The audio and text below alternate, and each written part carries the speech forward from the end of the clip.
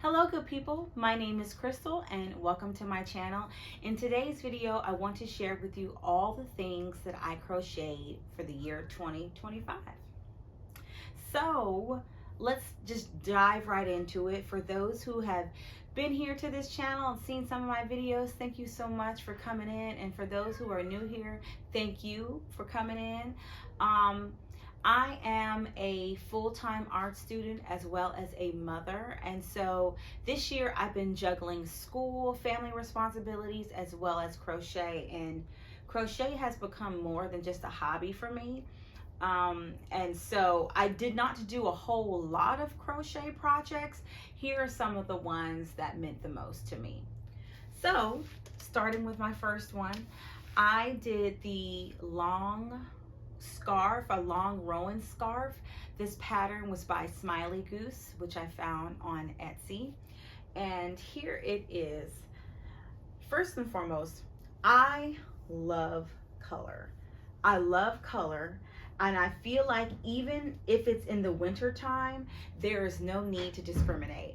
I love color and I am going to continue to wear it. And so it's going to show up in some of a lot of the works that you see me do, some of the previous videos, as well as other videos or future videos I will be doing. You will be seeing a lot of color. And this scarf, I want to say I started either in January or February working this scarf, and then I finished it up in April. And the reason why it kind of took me some time to do was because, you know, again, I'm juggling school assignments, projects, family, and this kind of just, you know, sometimes my crochet has to take a back seat, right? But yeah, so that's pretty much why it took some time, and that will be the case for some of the other projects that I do as well. But I really enjoyed working this, and this is a really good beginner friendly pattern. And yeah, some of the colors in here, I used, you know, this orange, which is pumpkin, and fuchsia. Oh, by the way, the cotton or the yarn is the Karen Simply Soft acrylic yarn. And yeah, I just wanted to fuse these colors together, and I really like how it came out, especially with having some of the fringe at the bottom. And so yeah, this is just the perfect long colorful scarf to, you know, jump up or flare up any wardrobe piece that you got going on for that day. So yeah, this was the first piece that I made. And then the second thing that I worked on was the retro daisy granny square vest. And here it is. I actually have a video that I did on my process, or the process and what it was like for me making this vest. So I do have that video on my channel, but I will link it below in the description box. But this was actually a really nice pattern. Now, the pattern that I did use to kind of help guide me through the process of making this was a pattern by Christine's Day. Although I did kind of switch it up a little bit to kind of, you know, make it work for me, if you will, especially with making these beautiful daisy granny squares. These squares, this was a really fun square to do. I really enjoyed doing these squares. I used the Lily Sugar and Cream 100% cotton yarn to make these squares. Now that yarn is actually not the easiest yarn to work with. And here, let me just show you the vest. Here's the front. And here is the back.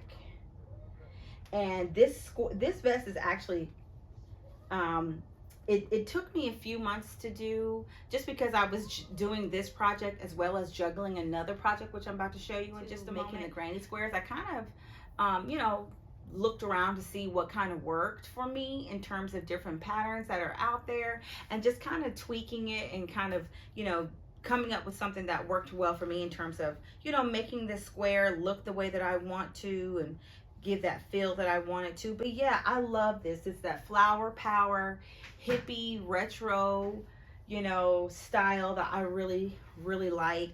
A very floral, especially with using the shell pattern on the sleeves or on the ribbed or on the edges of the vest. and all around. That was really cool to do. So I really, really liked this pattern. The next project that I did, which was also earlier this year, and I was doing this project while working on the retro daisy vest, was the solid granny square tote. And again, that you're gonna see a rhythm, if you will, or a pattern, rather, a pattern of me, you know, wearing or doing really bright colored projects. I just like it. And this is a solid granny square tote bag that I did.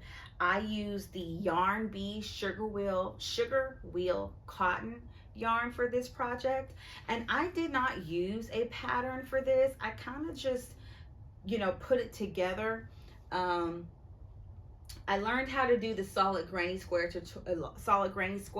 which I have a tutorial for that's also on my channel, but I will link it below in the description box just in case you're interested in learning how to do a solid granny square, as well as, you know, taking the time to, as well as having a video, excuse me, of my process of making this tote. And so this was something that was really fun. I really enjoy it. And what's funny too is I try to wear my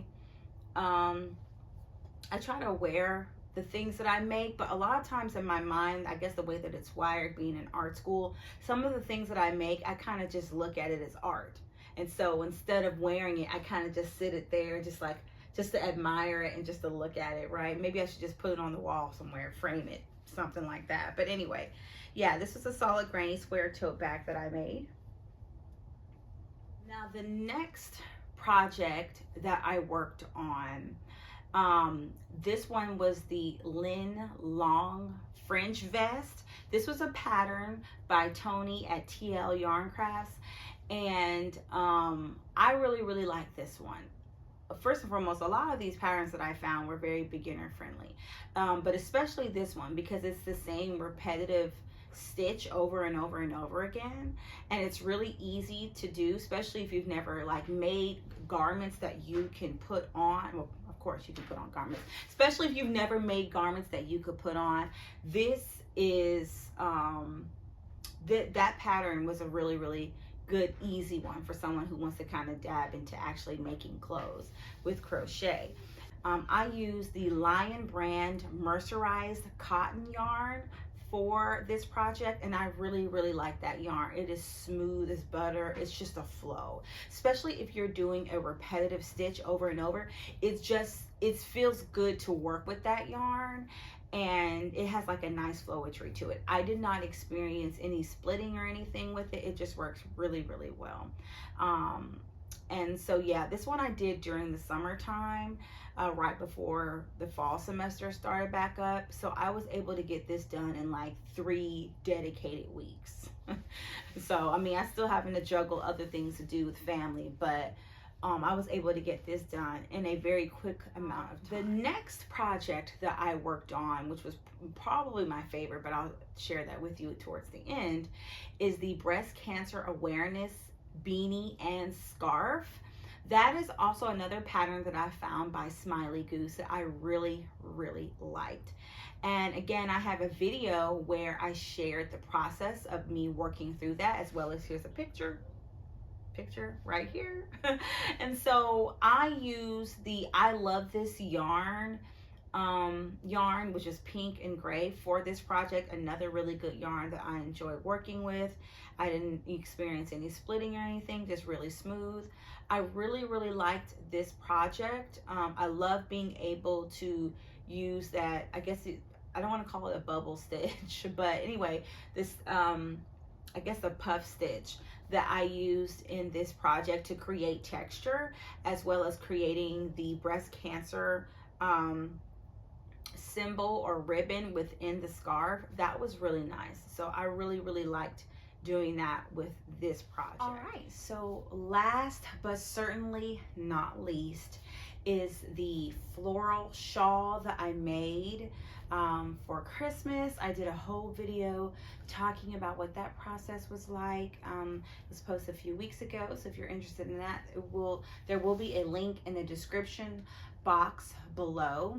But yeah, that pattern was actually made by Goody. And the yarn that I used was the Yarn Bee Yarntopia yarn, and it said white on there, but like I said in the video, I didn't think it was white. I feel like it was cream, right? But here's a picture of what that shawl looked like. And yeah, that shawl took me about a month or so to complete. I would say probably a little bit longer than a month, maybe like a month and a week or something like that.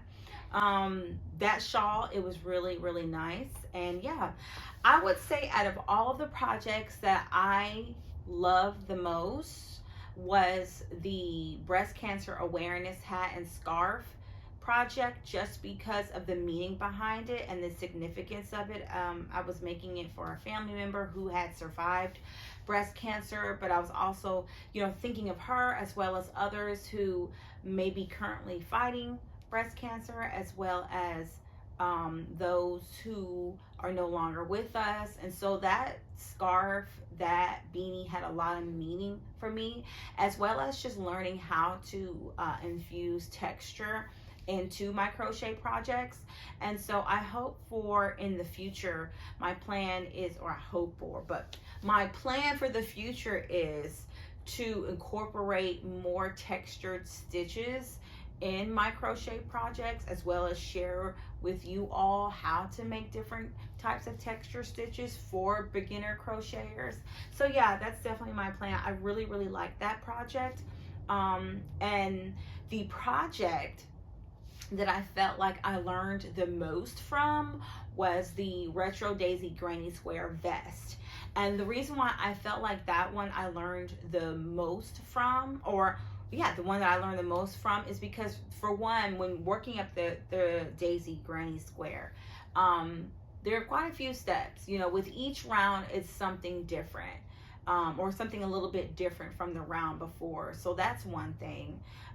Second thing is just when you're learning how to structure a garment and you're working with granny squares, thinking about the measurements for each of those squares plays a part in the whole, formation, if you will, of the garment. And so it matters when you're thinking about the length of the garment, when you're thinking about the width, how it will flow on the body, how it fits, how it will shape the body. And so when you're working with granny squares, that's something that you have to think about, because squares are rigid and very structured, whereas the human body, you're dealing with different types of shapes, different shapes to take into consideration, and just thinking about what are the best projects that utilize granny squares and how that looks overall.